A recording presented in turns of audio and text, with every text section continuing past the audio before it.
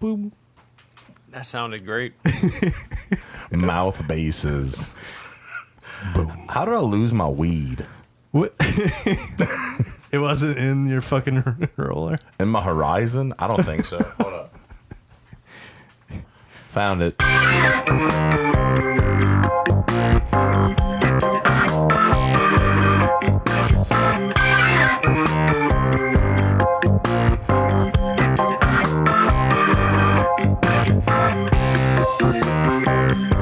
Thanks for coming back to the Dank Swamp Rebellion. We're hanging out tonight with our homie T-Money.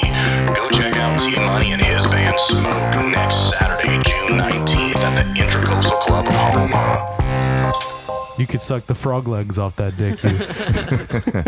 That would be a cool. That would be a cool ass T-shirt at the Real Outfitters or at Walmart. I would love to see a T-shirt like that. What would that? That's Faded Glory. Faded Glory. That Shout out to Faded Glory. Not sponsored, but would love to be. I'll wear a pair of Faded Glory jeans. Even though that Levi Strauss is more of a communist type. I would assume they're communist because Yeah, why do you say it's that? $50 for a pair of fucking jeans. Fair enough. So, but I do like their work pants, and that's all I wear and it's not because of political stance or any of that other shit. It's because they're comfortable. I'm a Wrangler man myself. Are you really? Do you like the boot cut straight leg? What are you into? No, the relaxed fit. Oh, Okay, yeah. okay. Yeah. Gotta let them hang. I hear you. That's what I do too. I need some roomy. We come from a time period where we got a little bit extra baggage. using relaxed fit condoms, babe. It's more of a bell bottom instead of a bell head. Grovon's got a little bit different. Back in the day, I was dating this little chick, and I went to put it in, and bro, her bit was small, they call that. So I went to push that in, and it was weird because, bro, it took all the meat, and it pushed it to the base of my pinu. And it just stayed like that. So now I have, it's a weird little, looks like a little binome or something. You know, something like Papa would have been drunk whittling on the porch out of a piece of a stick. Where? Yeah, it's kind of like that. Where? But, but that's where we are at this time and place in history on the Dank Swamp Rebellion. Well, I didn't even get to tell you what type of jeans I wear. I've never seen you in a pair of jeans. I'm in a pair of jeggings now. Are you really? You do have a nice denim cover for your MacBook. I thought you were going to say you do have a nice ass, bro. So I don't blame you. The very little that's there. But yeah, dude, it's been cool. We're back again. It's been a little while since we got together. This is the first time I think about, I wonder what my homies wear for jeans, you know. Now I want to know what's up, and that's good. Yeah, it's nice to be live still for the most part. And once again, we have not had an episode except for the 420 episodes this year without a guest, and that is once again we still have a guest in the studio hanging out with us. We have T-Money in the house. What's going on, brother? Welcome to the Dank Swamp Rebellion Studios. Appreciate it. Notice I said studios like we have more than one. Yeah, it's got an apostrophe. We just forget to put it. Yeah, I like to call it that because I think we do multiple things here. So I just like to exaggerate it. We do. It's about one and a half. We do a podcast. Yeah. We smoke weed. We drink beer. Sometimes we do some shrooms. That's 4 things. Yeah, I count 'em. I hope I didn't offend you by any of those things, man. Nah. Because I'm on a new mission right now. If some of our listeners remember, I started to microdose on mushrooms on 420, and Tyler did a little bit with me that day, and that was cool, and it was nice to hang out, just him and I, and have that show. But I've been doing them ever since, and it's not a lie. They really do open you up. It's crazy. They really do make you, I don't know. I feel like I'm more creative. Musically, I've been more in tune with my craft. The way I see them is they literally channeling your brain juices to the places that you want it to go rather than fighting the current anymore. Right. That's feels good to say. Like, that feels like accurate. It's been pleasant. I like it. That's good, man. I'm a lot. I am a lot more tolerant of people now. That's a fantastic thing to Very be. seldom am I in public now that I really want to murder someone like before. And people say, well, you're just no, I just have like mental instability like every other motherfucker out there. You say that shit like you're just like, yeah, I want to murder someone. I was like, no, man, I genuinely didn't have a good time and I want to fucking kill someone. Yeah. Because I feel like in society, we should just be real at this point. Are we having a moderate amount of fun or no fun at all? Right? That's kind of where we are in life. So, Dank Swamp Rebellion, we're just going hard, man. We're just going all the way, doing what we can. I heard that there might be some really nice crawfish around. Are there? Yeah. Today? Tonight? Probably so. As you hear it. You brought crawfish, man? No, I didn't bring any with me. Because even though Rattlesnake Dre brought us all that shit from the Civil War, a 10-pound special might add you in, bro. I could look at that, but I can't taste it. Well, I probably could taste it. You could taste it if you wanted to. I don't think you want to taste it. I'm never going to be on that many shrooms. They would have still been alive if I would have brought them. That's okay. I got a pot. So, yeah, tell us about what's going on there, man. May we selling some crawfish us in the Bayou Blue area in the Alpha Rental Tools parking lot. Boudreaux Bayou Seafood, babe. Get it, dude. May come check us out. At Stale Cracker, not sponsored also. And it's crazy because my grandparents literally said that they went and buy crawfish in the Alpha Tools parking lot out of a refrigerated truck on Saturday. May that was us, babe. And they said they were super nice crawfish. But they said they were really nice and they were clean. They were cleaned really well, and all the peelers were picked out of the bigger ones. So that's nice. They do a good job over there, and that's what I like to see. When people do that down here, it shows the appreciation they have for their craft. Hell yeah. And bruh, crawfishing is just like crabbing. It's not easy. No, it's not. You're going out there with the gnats and the geps and the snakes and everything else, messing with stanky crawfish cheese, getting pinched, all this other shit. There's a lot that goes on. It's hot. It's muggy.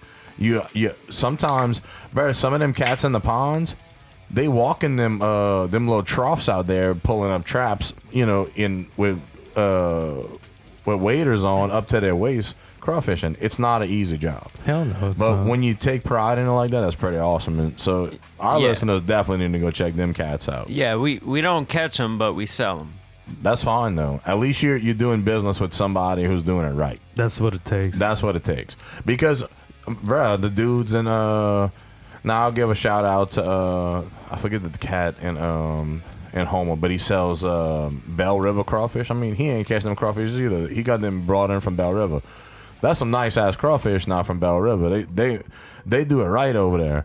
But there's places around here to where they just got these motherfuckers out in the spillway that's just trying to catch as many as they can to try and get a few dollars. And they're just muddy and full of shit. But I would drive all the way from Grand Isle to Bayou Blue for a better crawfish. 100%. I could buy shrimp at our local establishments, but I'll go down to the shrimp shed. Yeah, the shrimp shed right there, right when you get out of Golden Meadow, right there on the left. Yeah. I'm sorry if y'all listening. That's a fine piece of tail back in the 70s, though. But yeah, you're right. So I've heard. Yeah, Muspelus brownies. But their seafood over there is phenomenal. Their live seafood's awesome. So badass. Buy local. Don't buy this bullshit box to bag stuff from Walmart and whatever. And no, just because it says it's local, don't mean it is. Go buy from your local people. Wouldn't you rather go support people in your community that's out tax there free. doing that it's shit? It's tax free. Yeah, man. Bro, you give this dude however much it is, $80 for a sack of crawfish, nice crawfish. You know what I'm saying? Clean as fuck. $60 right now. Go, see, I just made that up. But the prices do change. Yeah. They do. Prices may vary. Note, prices may vary.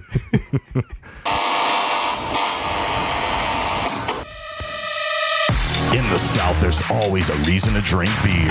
Now the Rebellion's giving you one more. Pickled Peppers Hop Shop. Homebrew kits delivered straight to your door. The ceremony's about to begin. Become a member of the 1 Million Brew Club today at pickledpeppershopshop.com. And don't forget to listen to Tyson and Tanner on their hit podcast, Pickled Peppers Hop Talk. Check out Pickled Peppers Hop Shop. Use promo code DSR Talks to get 20% off any brew kit. And don't forget to try the DSR Talks down the bayou, Magnolia Saison. Pickles, peppers. But yeah, man, T-Money, it's awesome having you here, brother. So, Pass me a beer, man. Pass me a beer. Don't bogart them. you have been one of my favorite bass players to ever play with. You in my are a life. sick bassist, man. I'll give you that. I'll give you that. Aw. I got beard envy. No shit, like, I don't like when our guests come in and their beard's better than my goatee. you know how you'll play with a bass player and you could almost not even tell that they're there other than the fact of the bass notes, right? Never, ever has been the fucking case with T-Money. You know You know he's in there. there's a fucking bass player in this band, and it's T. And I think writing around that has been super fucking fun. And I've definitely implemented that style into whenever I'm just writing tracks now. Like, when is the bass gonna shine? And if this track really, the bass should shine all the fucking time, which has been the case actually. But most people don't identify certain instruments in music, right? They'll hear lead guitar, Yeah, yeah. they'll hear vocals. But that's one thing me and Tyler love in most songs is really well kicked, driven bass. If the bass carries the song, I dig it. I love shit like that. No matter what, and that's in any style, you know. Even if it's in like the acoustic reggae shit that I listen to, I still I like a good bass run with it, you know. Yeah, man. And I know you Keep your bass moving. Boom, boom, Yeah, boom, boom, boom, boom. I don't. I've never been like the root note kind of bass player because I would get so bored with that. You know, like I gotta keep myself, you know, happy. right, yeah. And the way I keep myself happy is move my fingers. You know, I gotta move my fingers. Fucking right, man. Dude, so like you played it all though, man. Like literally, like what's a genre you haven't stepped into?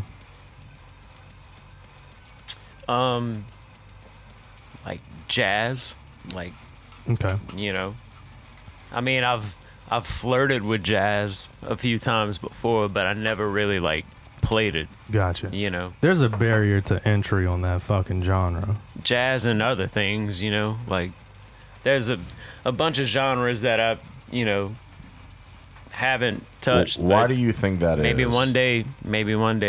Why do you think there's a barrier to jazz, though? I think there's a certain like ceiling that you have to pass before you can fuck with jazz Okay. properly. Yeah. I just want to make sure we're on the same page because I'm Yeah. like, it's so fucking technical, bro. You Yeah. know what I'm saying? Like, But- if you really but look yet- into jazz, But yet it's open too, like, Right. you know. And that's why there's such a big barrier. but once you know all the techniques, it's open because you can take the different techniques and intertwine them, and you know where your mates are gonna go.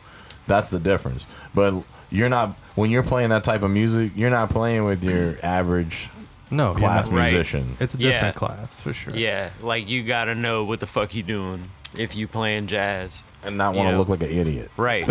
But they say that there's really like I've heard this saying before that there's no wrong note in jazz. You know, like you can make that wrong note sound right. You know what I mean? Mm-hmm. There's somewhere for it. That's like that's how you could see someone who's playing jazz or like specifically jazz guitar, and their progression just seems like it never fucking ends. And it could literally just be the same shuffle for like 30 minutes.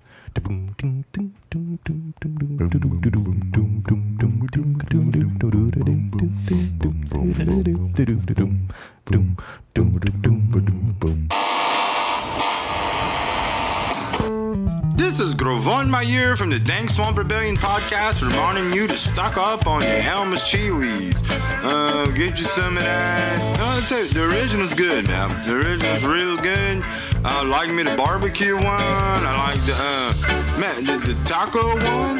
Bruh, I dip that in some ranch meat. They got the hot and spicy. They got the pizza.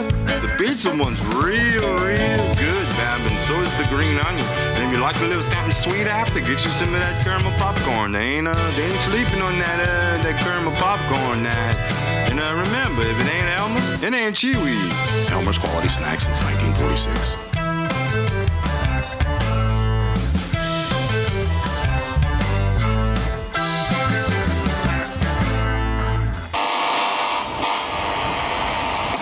The Beatles, like the Bugs. Yeah. Yeah, that'd have been weird if they had a band called the Headlights, or the Crotch Mites, The Geps. the Crotch Geps. The Geps. The Gaps. Yeah, Watch out for the Gaps. but Oh, that was good. yeah, I do like that. That's a good song title. But so you got any new music coming up? You're writing right now? What you doing? Spill the beans. Well, not really right now. Just like practicing with my band Smoke. Like here and there. And also playing covers for money. Money covers is a thing in the South, in Yep. South Louisiana for sure. Oh, all day. Could have been fucking playing jump and fucking photograph and having the time of my life, man. I'm gonna tell you what's crazy. I haven't played either song yet, but One day, baby. I can't only say that time I will haven't. tell. I never did.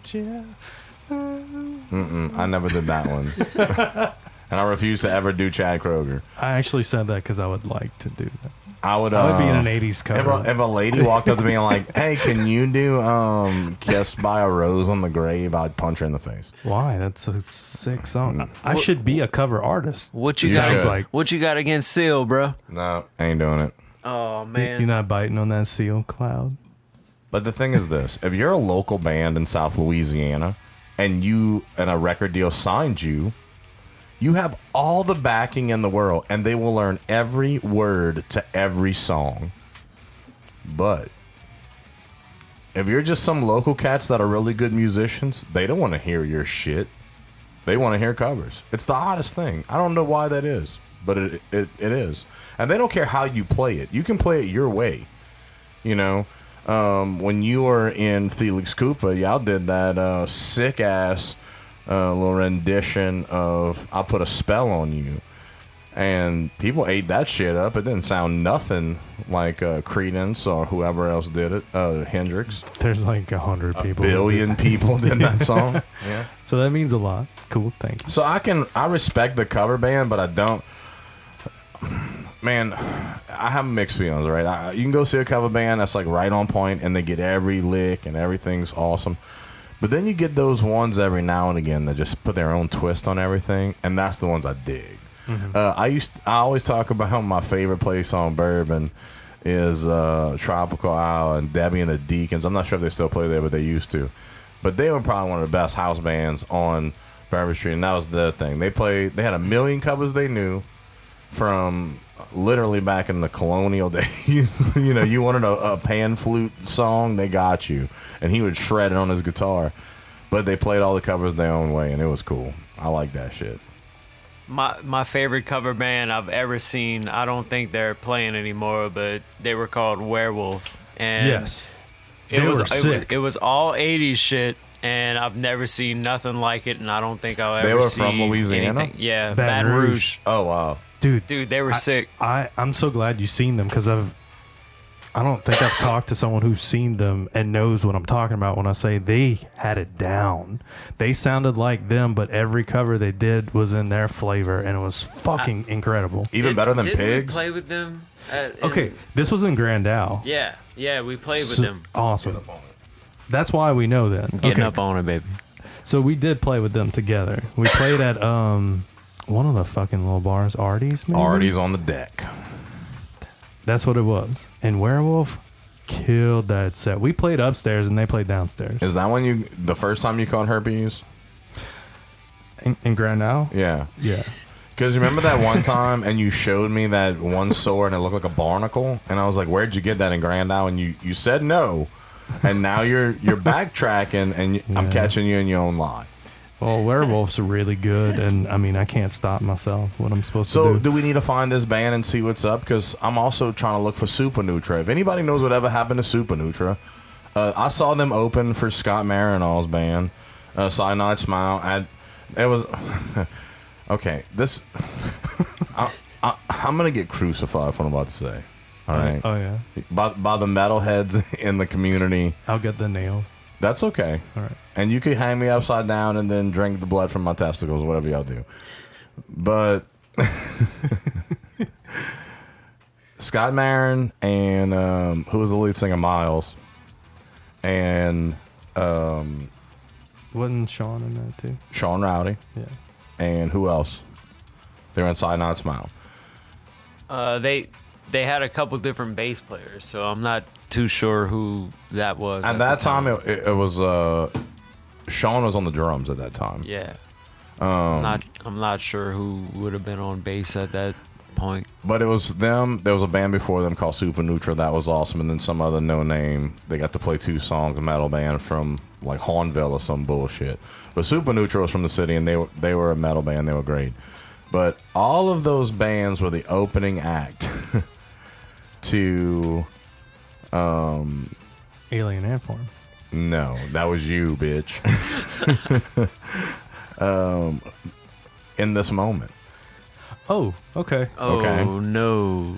So at the time, I worked at the bar that they played, and I was the bar back, and I got to meet in this moment, and they were really good. They were cool people, Yeah. like they really were. And Maria was hot and all that other Of good course. shit. But even off stage, but honestly, I liked them. I liked In This Moment. I still like some of their songs. But Side Night Smile should have been the headlining show of that fucking show, Right. dude. Like they bet. killed it. Scott Marin's album that he wrote. It's ridiculous. That was a lifetime of perfection, and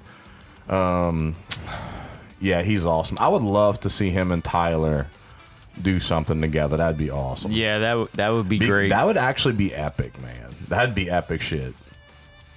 I'm not familiar with this stuff. Yeah. Yeah. Well, sorry for you, bro. Well, I hate to it's tell not you. that I'm not interested, you know. He's amazing. He's a lot older cat though. He's got a really interesting story. I used to, for those of you that know Scott Marin, I used to work for Scott. He was actually the manager of a cable contracting company I worked for. I'm not gonna say the name of that company because fuck them people. I don't want to make no money. But he's not there anymore. But he's from New York. All right. And every time you ask Scott like where him and his wife Sandy came from, he always had a different story, right? He never had the same story. So one day I just came up with a story. I was like, Scott Marin is in witness protection. I'm like, well, he's Italian. Like, y'all don't get it. Like, what? Bro, this dude was in the mafia. He killed somebody, and then he ratted and, threw somebody under, and now he's down here with his wife, and they're hiding it. I mean, look, this dude's a sick guitarist. He's got crazy money. He drives an old shitty pickup truck, and he tries to stay under the radar. All the signs are in All front the of him. signs. Come on, guys. And He found out. yeah, he found out, and then he kept it going. But that's not the point. The point is, when you really get to know Scott and you become his friend, his story is incredible of how he got to South Louisiana and how he wrote that album. Badass. And it's amazing. Yeah. As a metal guitarist, definitely up there in the top. He's amazing. I mean, I've seen Cyanide Smile, like, Yeah. just in the scene, and I'm sure I went to a few shows and didn't even really know. Yeah, Miles is a hothead. He's going to fight me for this, but if they had a different singer besides Miles, it'd be awesome. I love you, Miles. I do, bro. I'm just saying, like, you're not for Cyanide Smile. your voice is almost there, but you need some work before you're at that caliber of the musicians that you are around you. You need to know your place. So that's all I'm saying. If you're in a band that like everybody in not new, all the talent is equal in that band throughout the band. But so everybody has that one thing that they can shine on, right? But when you have the one guy that's like almost shining, but then he kind of like, it's like when you go to nut and then it just stops. Oh, that's how you grow your dick out. Molly. When you're on Molly. Yeah. You can pack on a few inches that way. So, I'm sorry, my man. I do love you, bro. And I know you like to fight people for that, but I'm too old for all that shit. I'm just saying, like, and I'm not saying it's me. I'm just, because I don't do that kind of music, but I'm saying there is a person out there for Cyanide Smile. So, right now we're doing the casting call. We'll set up the meet and greet. All that good. Why are we setting up the tent on the fucking 90 Highway 90? Yeah. Right where they shelling shrimp? We're actually going to set up in the parking lot of Alpha Tools right next to... That's funny. Let's throw a date down. Also, a Fleetwood Mac cover band from Pontiac is going to be opening for him. What would that be called? I don't even want to go there, man. Mama Cass and the Starland Vocal Band. I don't fucking know. But, Fleetwood Zach. Yeah. So, let me ask you this, T-Money. How do you feel about aliens, man? Aliens.